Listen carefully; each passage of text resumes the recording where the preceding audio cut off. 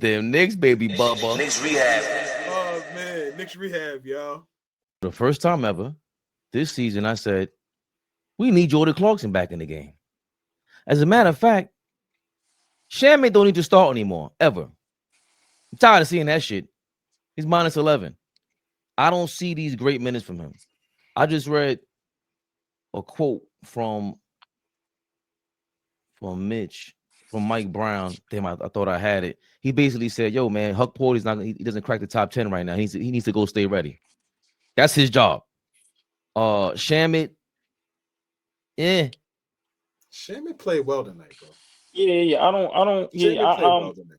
yeah. I'm letting you cook, but in that first quarter, Shamet, hit some big shots. I didn't. So for me, and I'll let you finish.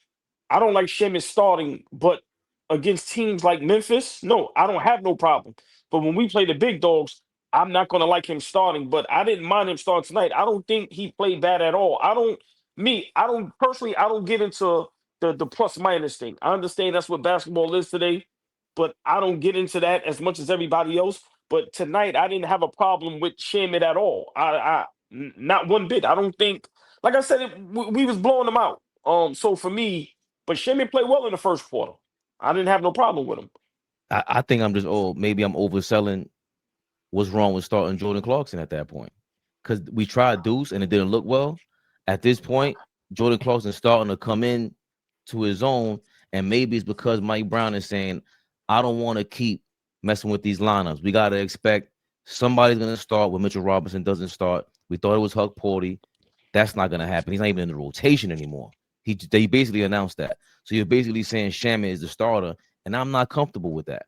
He tries, don't get me wrong, but if forget the plus minus just confirm what I'm seeing on the court. We're losing a lot of possessions on defense, in my opinion. I don't think we're getting stops, and I hate to call him a cone because we got Brunson out there, but he doesn't score enough and play make enough to make up for all these mishaps on the defensive end. Clarkson at least is a playmaker on both ends, even though he's a nutcase. It's either Josh Hart or him at this point, because I didn't like Deuce with that lineup. I want to see Deuce in there with Mitchell Robinson if or at the end of the first quarters. I like the professional in there to start the game, and Landry Shamet is a consummate professional. I don't think he's going to turn the ball over. I don't think he's going to make a ton of mistakes. So if he's a little shaky in the plus minus range, then cool. I'm gonna live with the guy that is gonna take and hit open shots.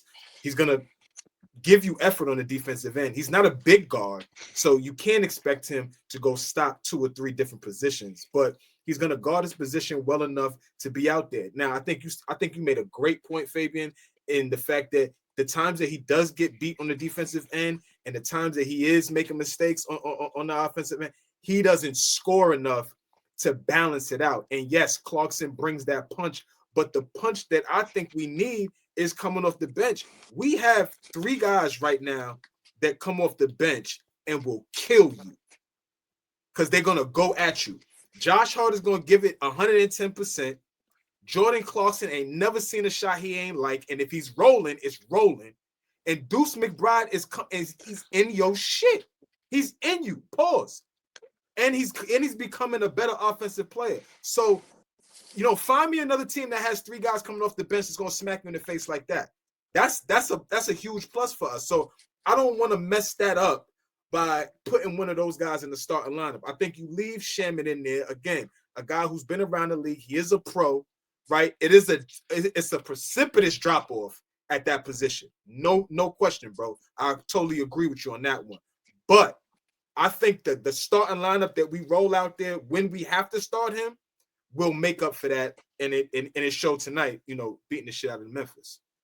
And great point, but also I think when you start a guy like Shamet, you got to remember the rope on him is short.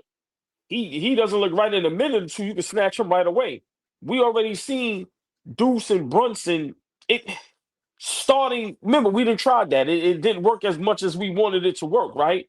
And for me, I just feel what Mike Brown, I think, is going to start experimenting with when we play against certain teams. Maybe you start Hart instead of Shamet. But when you playing a team like Memphis, I think starting Shamet is the right thing to do because, like Flea said, look at the firepower we got coming off the bench. And remember, Shamet can start, but he's not going to play starting minutes.